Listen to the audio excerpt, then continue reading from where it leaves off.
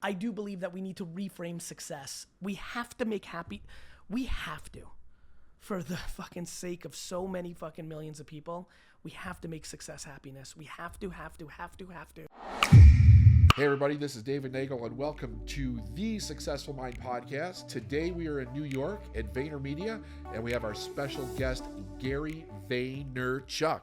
Gary, thank you so much for doing this. Really excited to be here. I'm very excited to talk to you about this because you talk about something, self-awareness, right? You say self-awareness is the key. Yes. And my number one question for you is, how did you become self-aware? Like, when did that happen for you? When did it all click in? You're like, this is who I am. This is what I'm here to do. And then you were like, nose to the grindstone with it. In some way, when I hear that question, what feels natural to me is a evolution between 11 and 18. Somewhere between definitely fourth grade, when I had the conviction and the guts to have weird little conversations with myself in bed when I would be anxious about the fact that I was making this transition to being a bad student. I don't know how else to say it. Like, you know, in third grade, I got straight A's and would win in flashcards because I have good math skills. And in fourth grade, I literally started getting bad grades. And it didn't come natural to me anymore. Like now I think my mind was wandering in class. So the ability to just listen and go off of that to be successful became a problem, because now I was already starting to think about how to sell baseball cards to my friends. What am I going to do after school? Let me make a joke to make everybody laugh. My brain started to wander. And then it was also around the time when it was time to actually do stuff at home, like homework. And that was unacceptable because I had to play Nerf football and try to sell and video games. And so between that moment and even right up to senior year of high school, navigating that and understanding, like, this is what I'm good at, this is what I'm not good at. And then really in high school, intuitively, subconsciously, naturally being able to not have to fit in and not being affected by, I mean, look, it's really interesting. I think anybody who's listening, I mean, maybe this is a Jersey thing, but like, everybody made fun of everybody all the time, always. That was just the nature of it. Yeah, right? Like, you know, I think a lot about what are we doing to children in our parenting now that make it so difficult, you know, and extreme bullying is very different than getting made fun of occasionally. And so there's a lot of variables to this, but, you know, the high school years of like not worrying about my popularity and valuing, one of the things that I'm most proud of is getting DMs and messages from high school friends today saying, man, this is so cool because this was always actually you. You literally had the, like, things verbatim. You had the guts to be friends with everybody in high school. And I was very proud of that. I was very proud of weirdest kid on the bus. So you didn't try to fit in. I thought fitting in was fitting in with everybody. Okay. Instead of fitting into like 6 people. So I wanted to fit in with the kid that nobody was nice to. I wanted to fit into the kids that were naturally kind of my core friends who were like into sports or sports cards. I wanted to fit in with popular kids, and that was easy too. You know, I am who I am. Obviously, I have people skills. But yeah, I was aware that it was unusual how I was navigating through high school. Not going to parties, but working. Being friends with the weird kids. You know, not over pandering to the coolest kids in our school. Not being good at grades. Like I was an enigma my whole life. And I think 11 to 18 was when that manifested.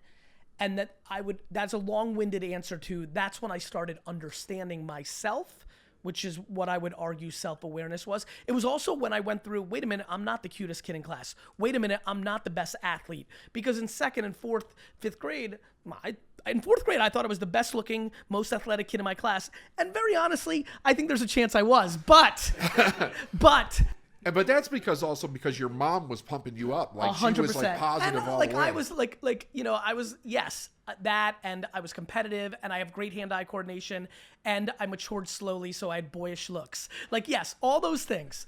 But it was I was not scared of all the bad stuff. And I think we live in a world right now where people are scared of the bad stuff. And I believe that that's what leads to delusion. You don't want to face that you're not the fastest, you're not the best looking, you're not the smartest. You don't want to face that. You don't accept that, which leads to a lack of self-awareness. So I'm kind of guessing that you were a sensitive kid. Like I hear Yes. you cried a lot. You got your feelings hurt. By the way, I'm gonna give you a huge dap. That is the first time that somebody has said that, and it couldn't be more true. I cried constantly from 1982 to 1988, and I mean multiple times a week. Real crying. Well, that brings me to another question. So you talked about when you went to work with your dad. Yes. And he kind of sensed your bullshit, right? Yes. Like you could really bullshit Yes, people, right? right. And you made a comment on one of your podcasts that there were many times you were in his office crying. Yes. What was he doing? You know what's funny? Him saying to me, like, you know, the number's the number, or like, he never really, my dad doesn't talk a lot. So he was a man from the old school. So it wasn't like he sat me down and said, son, you know, this embellishing or lying is it wasn't like that. It would be like, you know, a customer would walk in and they're like, I would try to sell them a bottle of wine. And I was, you want to talk about not being self-aware?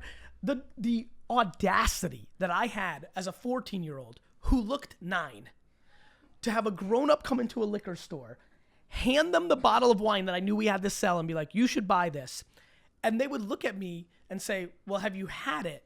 And I would say yes with a straight fucking face and really like believed it. Like, is pretty ludicrous. And what would happen is he would give me a look and I could sense like, oh, I did something wrong, not right, even though I accomplished the goal. And very quickly it came out, it started chipping away. The reason I would cry is my dad is tough. You know, I would be a 15-year-old kid. I would work 11 hours, like from 7, we'd leave the house at 7 a.m. Yeah. The store, you know, got there at 8:10. My dad would do the deposit. I'd have to keep myself busy. The store opened at 9. It's now 7 p.m. No lunch break. I've worked every minute. This is like child fucking hardcore real labor. And then at like 6:50, I would go to my dad and muster up the guts to be like, hey, Dad, are we going home soon? And he would like bark at me, like, you know, like, and like that made me cry. Like, I don't know, like it was like sad. Like I was like fucking like, fuck, this is hard. Yeah. You know, and you know, the truth is actually I'm embellishing a little bit there. Not that would upset me. What made me cry actually is my dad genuinely did not treat employees well. And I'm sensitive to it as I'm saying it right now. Yeah. He transformed in the way that he changed my ability to lie. I changed his point of view on employees. Yeah. He just wasn't nice. You know, I'd watch people really work. He came from the Soviet Union. Right. You know, he looked at employees like not the way, like genuinely the complete opposite of the way I look at employees. Well, like I look at these guys, like I look at them and I just know what I feel. And I feel a sense of responsibility. And my dad genuinely felt like I'm paying you and fucking work. Like, fuck you. Like, really. And that really bothered me. Yeah. Well, I mean, the guy was working for his fucking life. I mean, what a break to get out of the Soviet Union to be able to come here and do what he did. I judged him immensely at the time. Yeah.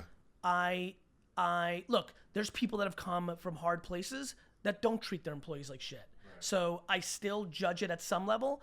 I understand it a lot more. He really feared, was crippled by the notion of people stealing from him. Crippled. Did that happen a lot in the Soviet Union? Was that a deal? Like, so I don't know if you know this. This is one of the most fascinating things to talk to Americans about. I don't think Americans actually really genuinely understand socialism or communism. I would agree. Because they can't. I don't blame. Right. Everything was stolen. Everything was stolen. The government owns everything. So imagine every store and every company is owned by the government. So I, Gary, don't own Vayner. I'm some general manager of. Not compensated in any way based on its success.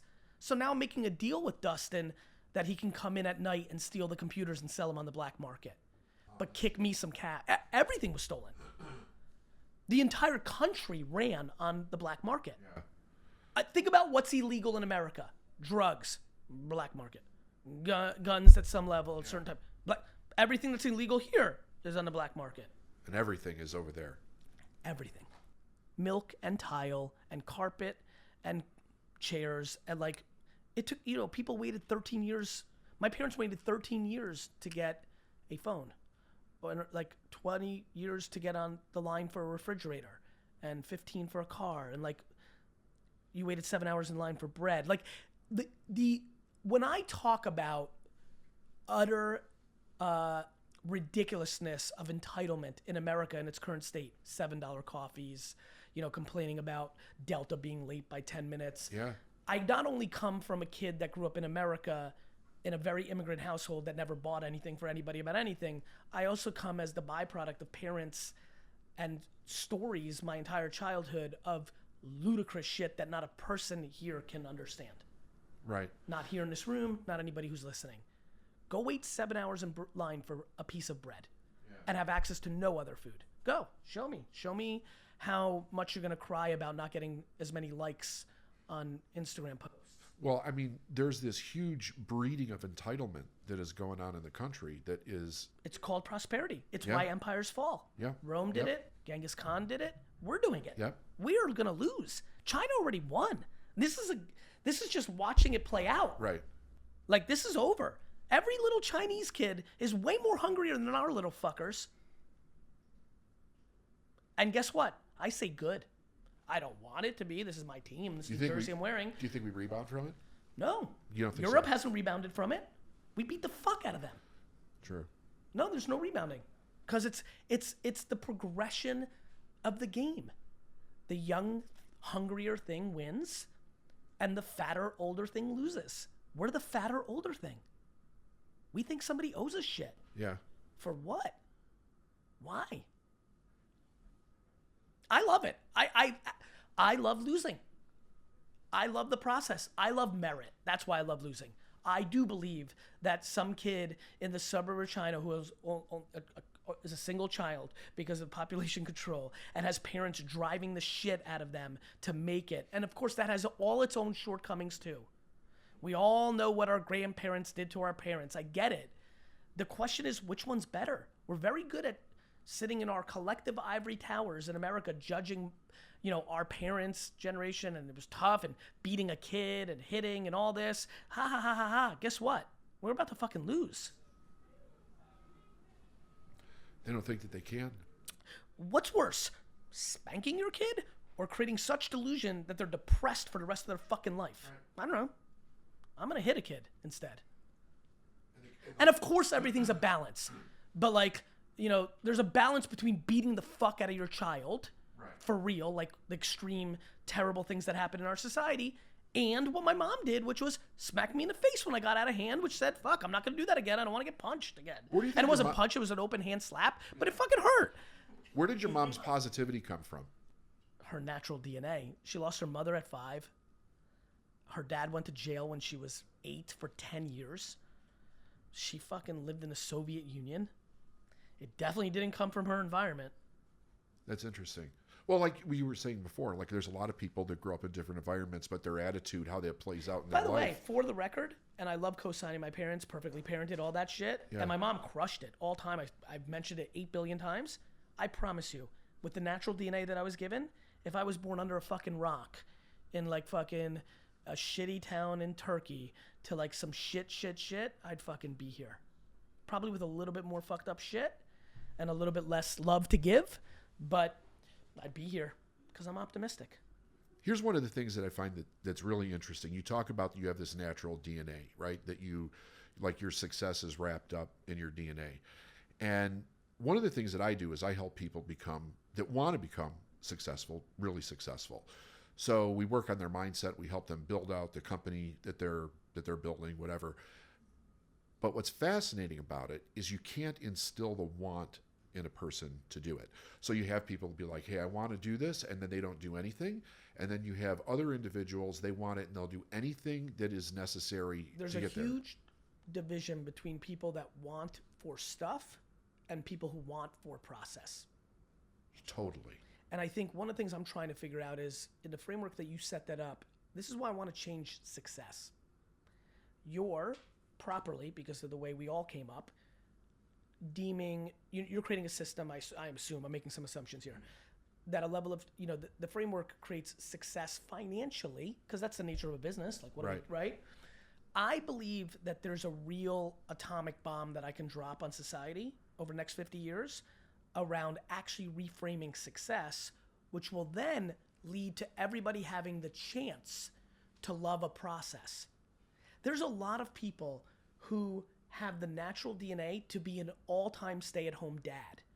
But because we haven't created the framework yet to making a stay-at-home dad who crushes and raises 3 children that go on to do incredible things as an incredible North Star of being successful, in the same way that we do a billionaire or an NBA champion or a rapper that wins a Grammy, we have not given macro permission yet for the people to I know employees right now that work for me, men, and I know their wives, that they should be doing reversal. That the man should stay at home and do the nurturing, and the mom's the fucking shark, and she's not happy and he's not happy, and the only reason they're doing it is we have not had a mature enough conversation around success. We have created so many. By the way, thank God, we talk so much more now about women and minorities and their thing, but a guy who deep in his soul thinks he's a nurturing father and wants to stay home is frowned upon by his contemporaries, friends, and society. Immediately goes into old school people thinking he's a loser and he can't provide and he's balking out. Yet he would love that process. There are absolutely people who do not love the process of building a business that makes money. And thus they will stop and start and have micro wins and macro failures and will never achieve it. It is, if a person comes to us and they want to work with us, that's one of the first questions that we ask them is, do they actually love the process of what they do? Because if they don't, they'll fail. If they're just going after the car or their house or, the jet or whatever it is, it's like, no, you're not, it won't happen. And you will fail. And I think eventually there'll be more businesses built on, bailing them out. I have to be empathetic to what you have upfront opportunity costs and other things. I think there's a lot of good stuff on the horizon. I genuinely believe your business, you exact human beings, 40 years from now, as things get reframed, the business was built from day one to be able to afford to kick Dustin out a weekend when you just decided no way. Whereas I'm just, maybe that is what you do, but I would never expect the business to do that. I do believe that we need to reframe success. We have to make happy. We have to, for the fucking sake of so many fucking millions of people, we have to make success happiness. We have to. We have to teach people how to live very happily, making $81,000 a year, that is controlling their expenses, that is not applying for credit cards, that is not valuing the clothes they wear and the cars they drive. We have to teach parents how to make their children feel comfortable that they have a worse car, or things like, we have to teach that as an advantage. Kids are funny. I think you can educate kids at 7 or 8 of hey, we have less, that is going to be your advantage. I believed it, and so others can too. Right. We've just become very consumeristic. We've become very at the mercy of opinion. Judgment is at an all-time high. People are just judging people left and right now because of the political climate. And they're crashing because of it. Oh, I don't think we've even seen the crash. We are in a opioid and mental health crisis, and the economy is phenomenal. Right. Does everybody understand what's about to happen next? Do you understand that only financial success is holding up many as a last leg, and when that goes, I genuinely believe the mental carnage that comes with the next economic downturn is going to be far more extreme than we can predict, because the overlay of depression is far greater than it was in 1987, in 1998, in 2008, in 2001 post 9/11, and the dot-com bubble, and all the other times it's happened. I'm very, very, very concerned, and hence my actions speak to that. My content has taken a fundamental shift over the last 2 to 3 years, because I want to put my head on the pillow when this all goes down to say, I gave it my best at bat. Very few people on earth have spent the dollars and time to create a communication infrastructure to pump positivity with practicality at scale to the level that I have on fucking earth. I don't know anybody. and so I need to do that because I believe I see what's about to happen, and I can't look the other way and look myself in the mirror when it actually goes down, when I know I have it in me to be the kind of communicator that can make a positive impact. Right. And by the way, I actually said this yesterday to Phil Toronto over dinner, my friend and business associate. I said, I never thought about it. And this is probably why I just said what I just said, because how the subconscious works. I have a funny feeling that Garyvee consumers, people that consume my content, are going to be major winners during the next downturn, because they're going to believe, like I do, that this adversity is good. They're going to enjoy going back to Rocky and moving in with their parents and all this. They're going to put the process of the rebuilding on a pedestal, while the far majority that haven't consumed this perspective are going to think it's the worst thing that ever happened. Well, it's because it's built on a false narrative. I agree. They believe something that's absolutely not true. That's never going to go away. I agree. Okay, we have a question. So we're giving away a case of empathy wine to one of our listeners. Her name is Chef Lizette. And then Yes. this is I've what, heard of Chef Lizette, yes, okay. who has interacted with every single piece of content of mine over the last 8 years. Okay, so, well, maybe you've heard this before. So she said, you stated so smartly on a sports podcast with Adam Shine Okay. that you believe the metrics for vetting incoming football players should be based more on emotional intelligence versus bench press or performance stats. What should the metrics or standards be for putting social media influencers on a pedestal? What was the transition she just made? What should the metrics be or standards for putting social media influencers on a pedestal? Well, it definitely should not be following count. And that is what we currently score on. Right. Likes. I think where Chef Lizette is going properly is I believe in the gray, not in the black and white. And the point I was making on Shiny's podcast was, now that I've been in the football business for 3 years, I'm like, whoa, right. This, maybe because football is my one weird place, I never deployed my thought on the world on football, but now I have, which is, oh, right. Football's just like everything I believe in. I don't care that you went to Harvard and you're good at sales. If you're a piece of shit, you're not going to be good in my company because you're going to destroy everything around you. That's football. I don't give a fuck if you run a 3.9 40, if you're beating women, if you fucking hang out with fucking pieces of shit, if you're a insecure dick in the locker room and nobody likes you. I don't care how many fucking touchdowns you're going to score. Inevitably, that is going to be a problem. So, that's what we need to do with social media influencers or anybody else. I believe over time we will get far more thoughtful around emotional intelligence. And I do believe that, look, I think I'm a living proof of it. My level of fame, whatever it is growing rapidly. And it is not because I'm so attractive or so funny or so incredible in my athletics. I am bringing value to human beings, which results in admiration. There are really fancy people that I have dinners with, handlers at events that handle way more famous people than me, and they are constantly taken aback by the interactions I have with people who stop me in the halls, at the airport, in life. And to the point where somewhere inevitably, by the third interaction, if I take 3 selfies or have 2 conversations, they will literally, and again, these are people who are surrounded by the most famous people in the world. They will look at me and say, what's going on? And I do not believe they're saying, I didn't realize how many people knew you. I think what they're saying is, why does this feel different? And I believe that admiration feels different than liking somebody for something vain. Yeah. And I believe that will be scored long-term. Impact and how you make people feel and the quality of what you're putting out into the world will continue to rise. I think subconsciously people know the truth. It resonates with a person when they hear it, and you're everywhere with that truth that you so passionately believe in, and it just resonates with the soul. I think that's right. And that's why the other thing that people ask me about when I'm traveling enough and doing enough events that people inevitably will be with me for the day, the partners of the event or what have you, and they're completely flabbergasted by the demo range. A lot of people think my audience is like young dudes. And then we'll be walking in the airport or at the event, and a 73-year-old African-American female will roll up, and a 55-year-old old white guy, or like, Latino, 9-year-old from TikTok. Like, it's, the truth is universal. Okay. So it is. And that brings me to my next question. It comes from Liv. My sales manager's daughter watches you on TikTok. Yes. And she heard that I was interviewing you. And she said to me the other night at a party, she's like... How old is she? 10. She's 10. She said, would you ask Gary a question for me? And I said, sure. What is it?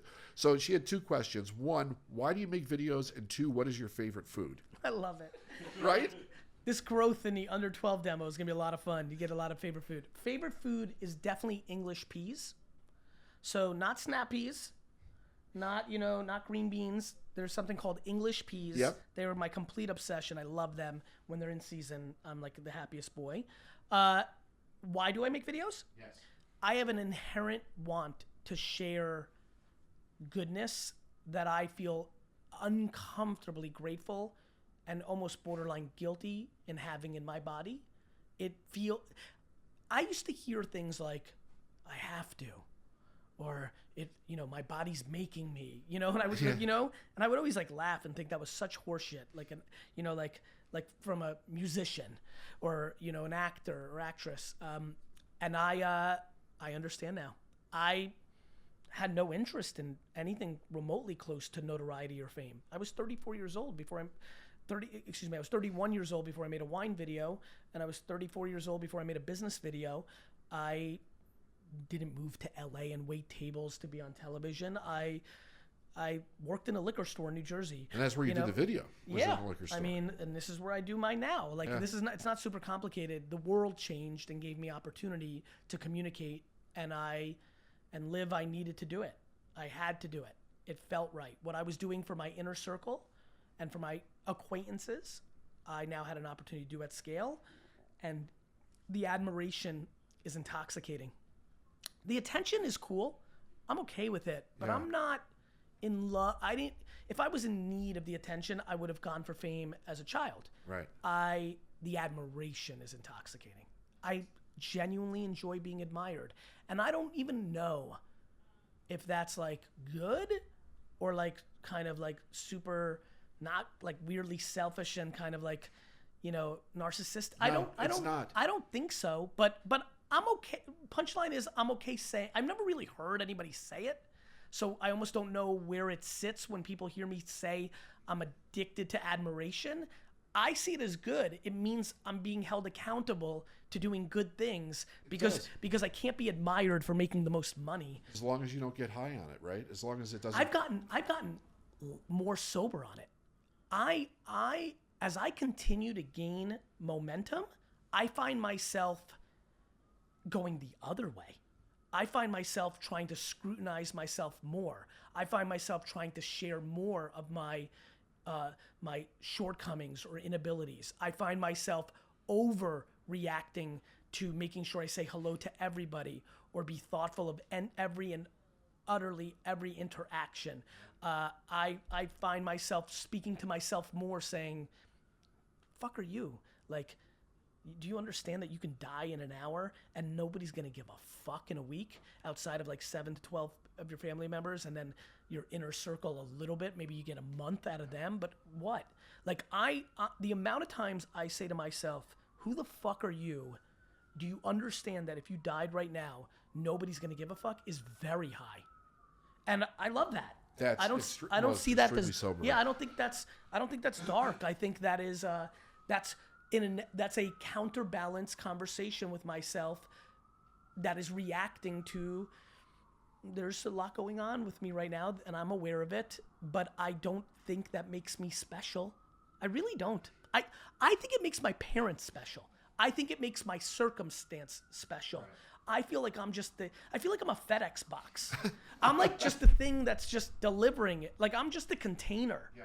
Really, I mean it. VaynerMedia's success I feel good about. I'm the architect.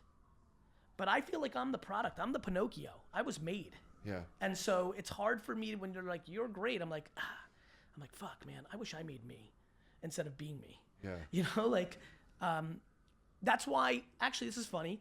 That's why me, Gary Vaynerchuk, the human strategist, is much more proud about what's happening with me than the person that gets the attention. Like the person, me behind me, as I think about how and what I do, like, because I set the strategy. That I'm actually really proud of. Not that people are like, you're so awesome. Right. So if you're coming from that place, I ask everybody to leave our audience with one successful mind tip. Given that you feel like you're just a channel for that your parents made you, what would you recommend to everybody that's listening is something that they could do from a thinking perspective? Practical optimism. Practical optimism. It's pulling from the opposite directions. This is why left and right in America are getting torn apart. They're both right in different ways. There is absolutely no room for being cruel or mean or suppressive to another human being. Period. There's also a very dangerous slope when you eliminate merit and accountability. It leads to entitlement and delusion, which leads to depression.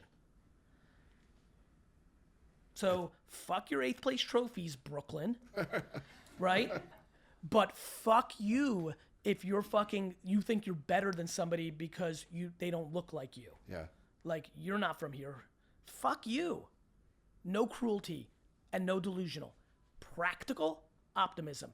You don't work, it's highly likely the thing you want to happen will not happen. Like, so, but be optimistic. Like, optimism really matters. Like, the internet is the playground, not the government, not America, not your parents, not schools, not your job. We all have we have levels of freedom that have never been seen before. Sure. I mean, you can create an avatar character. If you think you're so suppressed, create a cartoon. Make an old white man if he's got it so good. By the way, that's another thing that people need to understand. The level of depression in white males is just as high as everybody else. Right. Like, this privilege is mindset, not what you look like.